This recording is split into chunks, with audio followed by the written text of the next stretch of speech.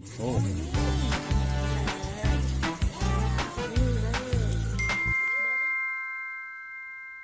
ัสดีค่ะ วันนี้เรามาทำ My Berry Pie กันนะ เป็นขนมพาย DIY นี่เป็นพายเบอร์รี่นะนี่นี่ด้านหลังเราจะตัดทำเป็นรูปร้านได้ด้วยนะ แล้วก็เป็นวิธีทำเดี๋ยวเรามาแกะกันเลยใช่นี่นี่เป็นช็อกโกแลตหมดแล้วนี่จะเป็นบิสกิตและนี่ก็จะเป็นจานรองเราจะตัดก่อนเลยเป็นจานรองแล้วก็แม่พิมพ์จานรองสวยมากเลย นี่เราจะมีแม่พิมพ์กับอันนี้สองอันนะ อันนี้เป็นฟิลลิ่งอันนี้เป็นเยลลี่ก็ถาดรอง อันนี้เราสะสมได้หลายแบบเลยนะมีต้อมอีกอันนึง ต้นลูกกระต่ายสีเขียว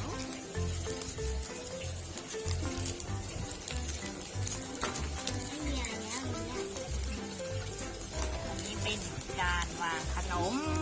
จานรองขนม น่ารักไหมอันนี้ไว้เป็นสะสมนะ สะสมเวลาเราทำเสร็จเราก็จะเอามาวางไว้อย่างนี้ ขั้นตอนแรกเลยเขาบอกว่าให้ชุบบิสกิตในนี้นะบี้ต้องช้อนบี้แล้วนี่บี้เลยคอยกดได้ไหมเป็นอย่างนี้ข้างในเป็นบิสกิตอย่างนี้หลังจากเราบดละเอียดแล้วมาแล้วเราจะใส่อันนี้ลงไปผสมกันนะ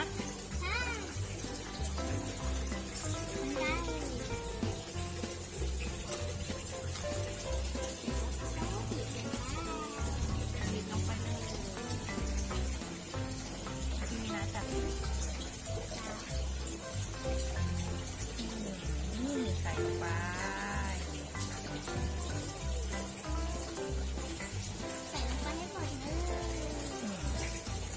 ใส่ลงไปแล้วเราก็โคนเห็นไหมโคน นี่นวดต่อไหม ยังต้องคนอันนี้ก่อนเห็นไหม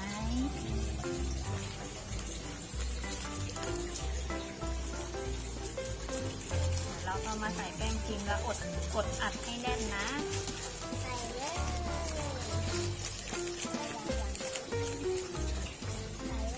เรามาใส่แป้งพิมพ์ มันก็จะเป็นอย่างนี้ใช้ช้อนตัดดีกว่าใช้ช้อนตัด อันนี้มีนาอัดอันนี้ไม่อัดอันนี้แล้วก็จะใส่เป็นช็อกโกแลตเบอร์รี่นะนี่สีม่วงใส่ปลา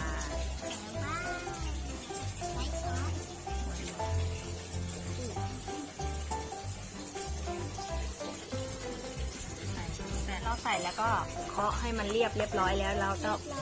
ต้องเอาไปแช่ตู้เย็น10 นาที เดี๋ยวเรามารอดูกันนะ เราผ่านไป10 นาทีแล้วนะกันเอาออกได้ โอ้ นี่เป็นอย่างนี้เลย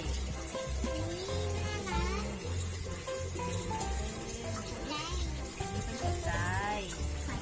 หัวใจที่ไม่เป็นรูปหัวใจเลย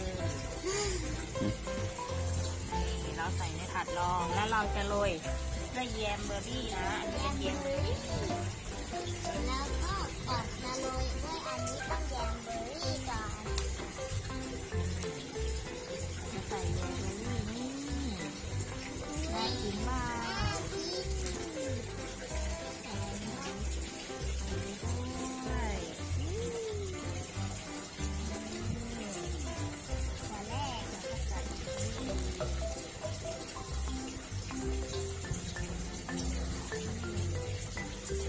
แล้วเราก็จะมาประดับด้วย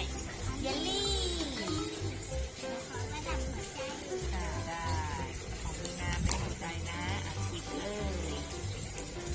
หัวใจเรียงตามเหมือนในรูปเลย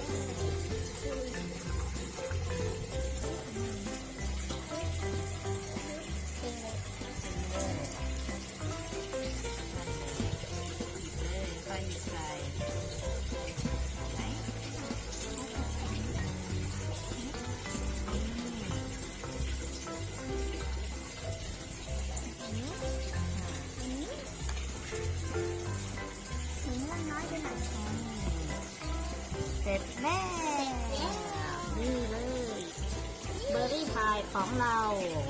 พายบลูเบอร์รี่ เดี๋ยวเรามาลองชิมกันนะอ่ะของมีนาเอาอะไรหัวใจใช่ไหม ได้หัวใจนี่เป็นหัวใจ แม่เอาต้มนี่น่ากินมากโอ้โอ้โอ้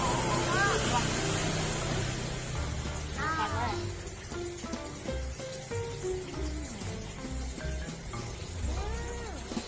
อร่อยอ่ะ อร่อยเยลลี่อมเปรี้ยวๆไม่ติดหวานช็อกโกแลตเบอร์รี่ออกเปรี้ยวๆหวานอร่อยดี เต็มมือ อร่อย อร่อย